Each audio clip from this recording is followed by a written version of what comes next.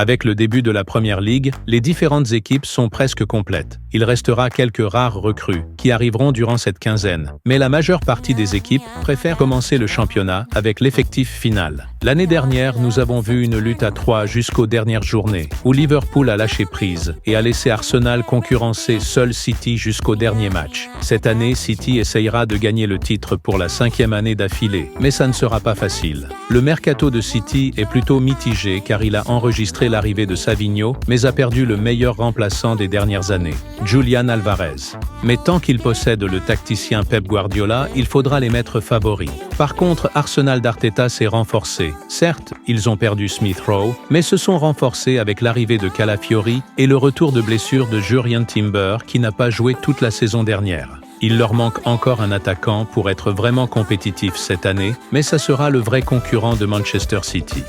Quant à Liverpool, ça va être compliqué car ça sera la première saison de Slot à la tête de l'équipe, qui n'a jusqu'à présent pas enregistré la moindre arrivée.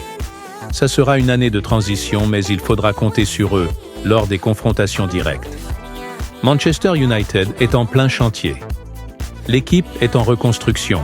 Certes, avec le même manager, mais la direction a changé. Ils ont signé plusieurs bonnes recrues, comme Lenny Yoro, Noussair Mazraoui, De Ligt et Joshua Zirkzee. Elle a enregistré plusieurs départs comme Varane, Wan-Bissaka, Van de Beek, Greenwood et Kambwala. Bref, ça va être étonnant de les voir jouer le titre, mais je pense qu'ils pourront accéder au top 4 cette année. Les Spurs de Tottenham est une équipe très séduisante sur le papier.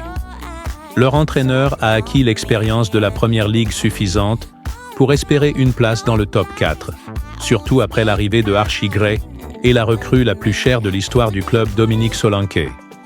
Il faudra compter sur eux pour la bagarre finale, sauf si la malédiction des blessures s'abat encore sur eux cette année. Chelsea est l'équipe mystère.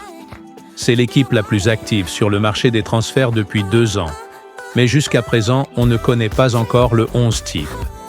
Ils achètent et revendent tellement de joueurs, et en plus des turnovers des entraîneurs, qu'on ne sait plus sur quel pied danser avec cette équipe. Est-ce qu'il faudra croire en eux vu le vivier de talent qu'ils ont? Mais on a l'impression que même les joueurs sont perdus avec tous ces mouvements.